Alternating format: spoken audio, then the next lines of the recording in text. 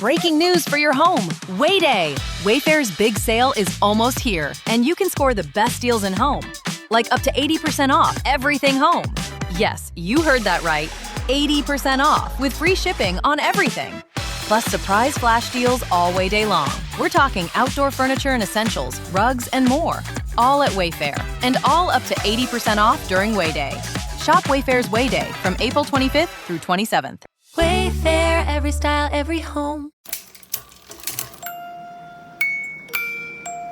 Oxygen, oxygen, oxygen, oxygen. We need it, we need it, we need it. Oxygen, oxygen, oxygen. It's why we breathe, why we breathe.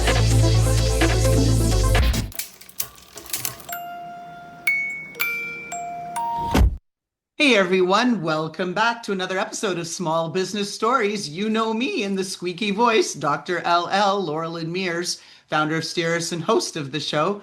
Every week, fantastic guests, and this one is going to be really fun. Why is that? Well, it's Tom Schwab. He is the Chief Evangelical Officer, which is really fun, a nice twist on CEO. I thought I was the only one twisting it, calling it Chief Everything Officer, but he is the Chief Evangelical Officer of Interview Valet, and he's a pioneer in all things related to podcast, interview marketing, and he's helped hundreds of brands and leaders turn their conversations into meaningful relationships, authority signaling, very key, and measurable business growth. So with that, Tom, welcome to the show. Laura Lynn, I am thrilled to be here. It's going to be a great conversation, timely and timeless.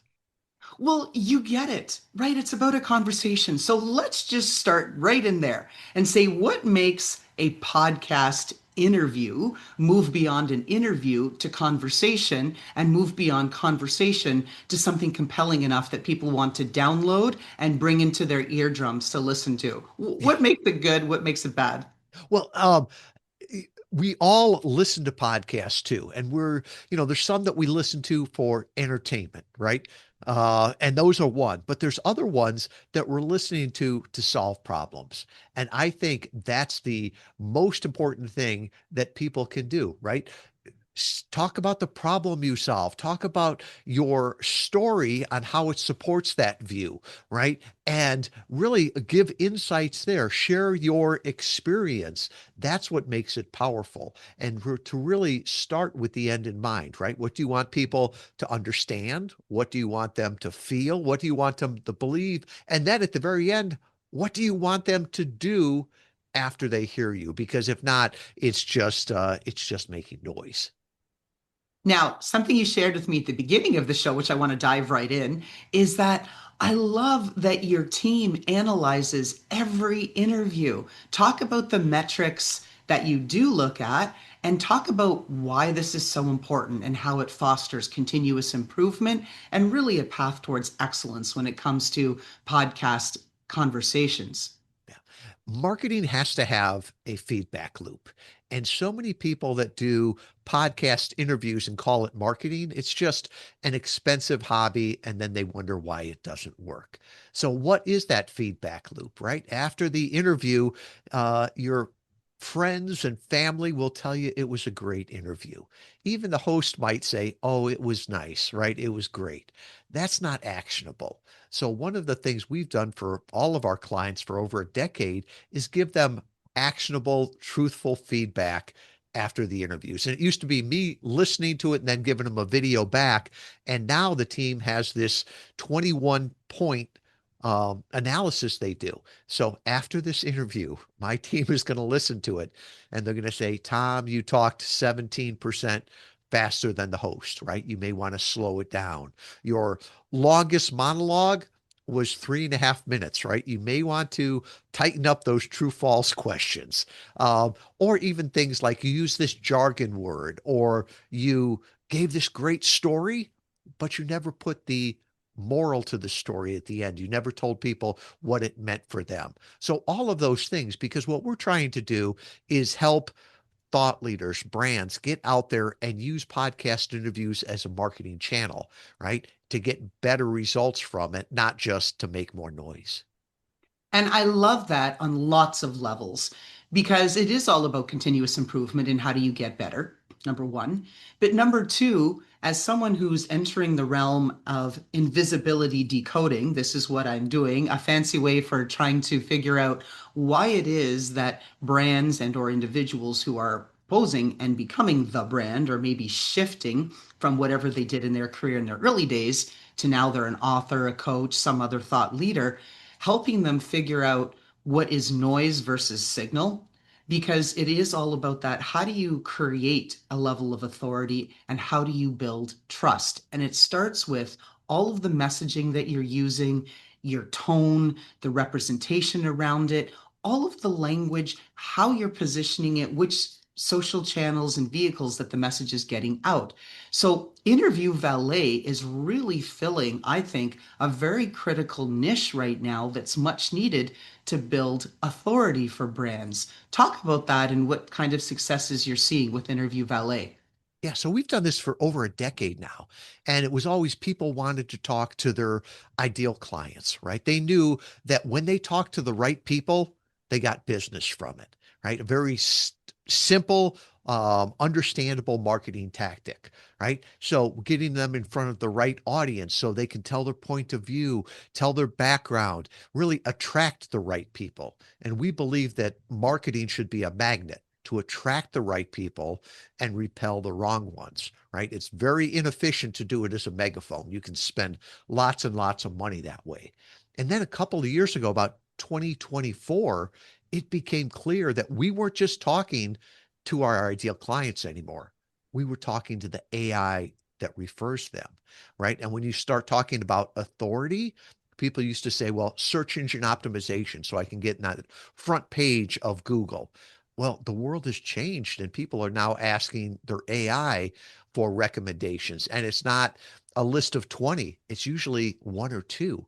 So with a podcast interview, there's no doubt that AI is indexing all of them. So you really want to be very clear in building that authority around one thing, being very clear of who you do, what you do, who you serve, what you believe, because that will attract the right people and repel the ones that aren't a great fit for you. That repulsion element is key. And it's something as a marketeer I haven't been hearing until recently, because we want to enable people to self-select and filter better. Plus, we want to better enable the AI search tools as we shift from SEO to GEO, right? Generative engine optimization, to be able to make those self-selections for us more clearly. So let's pull on this. So marketing today is really built around capturing attention, right? You've talked about that just now. And you've built your work around conversation. So what's the difference between getting attention and earning trust? And that is the difference between being famous and being profitable, right? There are some people that are famous for just being famous and they might get the attention, right? They make a lot of noise, they buy a lot of attention, but they don't get the business with it. And especially for higher ticket professional service relationships, right? You're betting on the jockey. So you want to make sure that you know a person, you trust them, you understand them, right? As one of our clients came to us and I said, why do you want to do podcast interviews? And I loved his answer. Laura Lynn, he said, because I think most of digital marketing is like advertising above a urinal. And I said, you got to explain that one to me. And he's like, well, I am a high level consultant, right? If somebody sees me on a park bench or doing a TikTok dance, it's going to kill my authority. I might go viral. People might know who I am, but the people that I want to work with, it's going to kill my authority. So he said, every place I want it to be seen, I want it to be in the right rooms in front of the right audience. So it's an upward spiral of authority, not a downward spiral of attention. And so that's one of the things that we really focus on how you can do this to build the authority, not only with your ideal clients, but the referral partners and AI. And for so long, people would say, you're one funnel away, right? We all get all these emails. Hey, we can get you more leads. We can get you more calls. Well, the bank does not care about leads and calls, right? It's a vanity metric. And I love how one of our clients, Eric Gelper, said he rejected this idea of the sales funnel. This idea of 1,000 people come in the funnel and one client comes out. He's like, that's inefficient for me and for them. He's like, I want the sales cylinder. I go on a podcast, right? People hear me. 5 ideal clients come in. I talk with them and 4 clients come out. He's like, that's what I want. I want the sales cylinder. And that's really what we're seeing from podcast interviews. Ooh, excellent. So that's a good segue actually for my next question, which is a lot of people look at podcasts like, right, that quick visibility play, right? And here you and I are talking about authority and we're talking about long-term value. So talk to us about what it is that most people misunderstand about the long-term play, about being on a guest and the green, right, evergreen nature of a podcast that's been indexed. Help people in our listenership understand what all this is really about and how it can really move the needle for them with respect to thought leadership. Yeah. And so many people are on that more, right? So I've got to go on all of these interviews, right? And give the same interview over and over, right? I remember somebody came to us and their goal was to be on 100 interviews this month, right? And I was like, why? And they said, well, it'll be massive exposure. I'm like, well, so is streaking, right? But it's not going to build your business. You want to invest every one of these as a marketing asset. So be very specific on the podcast you want to appear on, right? We're judged by the company we keep. Then talk about things that are evergreen, timely and timeless, right? Never wish somebody a happy holiday around that because yeah, it might be December when you're recording it, but somebody else is hearing it in the summer and it's going to sound funny. The other thing there too is to realize that this has legs to it. You're building a relationship. The part of the reason you're on the podcast is to get seen with a influencer, right? You came to this podcast to listen to Laura Lynn. You had no idea who I was. So many people will go on a podcast and then totally ghost the host afterwards. And I think that's a huge, huge problem, right? It's your opportunity to start that relationship, to thank them by promoting it on social media. And not just when it first comes out, but this is great content. You can promote it on your social media for months, for years. And I'll give you an example. I was on a podcast in 2018, Jamie Masters, Eventual Millionaire. In 2024, there was a client that had heard that, actually watched the video and came to be a client. And the first thing he asked in the sales call was, "Hey, when did you grow the beard?" And all I could think of just before COVID. But for him, he had seen me from an interview 6 years before, and he was shocked when I didn't look just the same as I did back then. And it just showed me the things that I was talking about then still applied today. Now, there was more things that we could talk about, but that just shows the evergreen nature. And as I look at all of the other marketing things that I did in 2018, there's no Facebook post, there's no blog, there's no speaking event and a live event that is still driving business. But that podcast interview is still an evergreen asset that is driving great marketing and great leads for us. Oh, and that's just it. I have had over 300 people interviewed in my show, and fewer than 10% promote use any of the clips that I provide or promote or tag or use the episode after.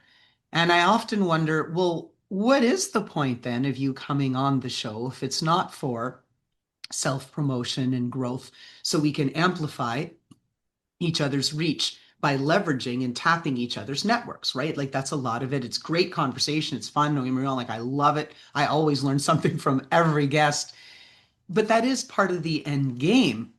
And so it speaks to my next question, queuing that up, that we're in this world, right? Everybody's trying to position themselves. I'm an expert, I'm a this, I want to be an authority, I'm a thought leader. How do we do it without sounding self-promotional or rehearsed?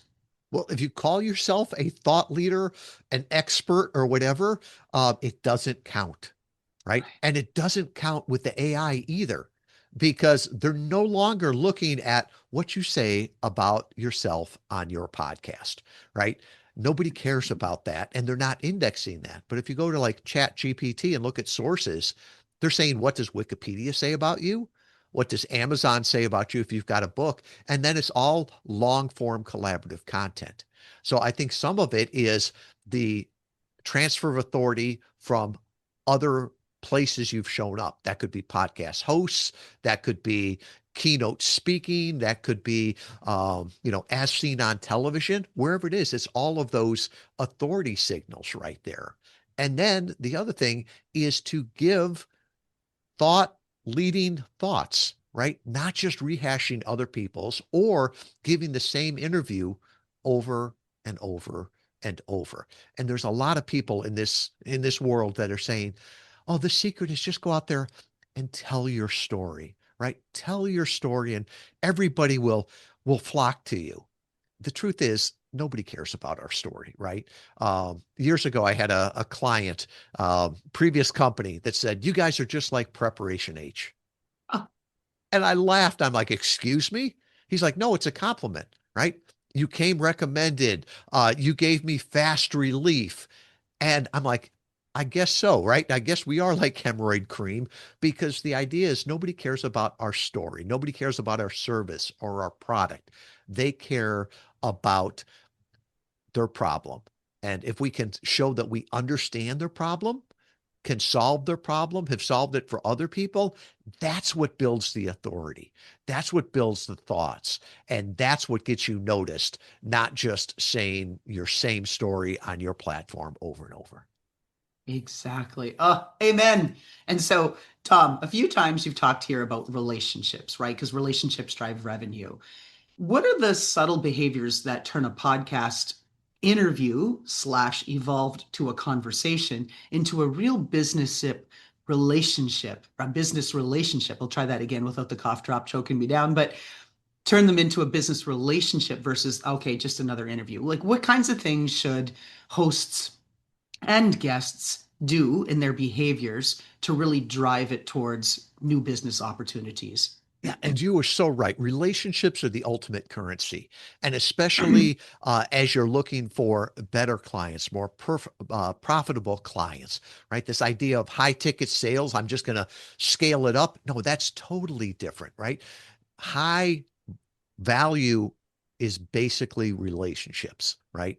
It's not just a transaction. So you have to let people know who you are, what you believe. The other thing is it takes time, right? So make sure that it's not just a one and done, that they see you other places, right? So if somebody hears you and I talking now, well, in the next months, they're going to see me on social media, tagging you, talking about the interview, staying in front of us. We'll stay connected now. I look at this as the beginning of a relationship. The other part is at the end of the interview, so many people just leave it and will say, "Well, I talked and now people will find me."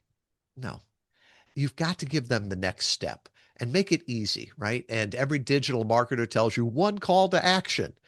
I don't disagree with that off of a blog or a Facebook post, but after you've talked with somebody for 30 or 45 minutes, don't give them a take it or leave it, right? Meet them where they are. So send them to one place on your website, make it easy for them to remember as they're multitasking, and then give them different ways to say yes, right? Give them something that's a quick win, give them something that's going to take a little bit more time. And then, if they hear you and you're the answer to prayer, don't slow them down in a funnel, right? You would not do that in a relationship, right? Let them talk to the wizard. So all of that is thinking about the next step in this relationship. And once again, people will say, "Well, that doesn't scale."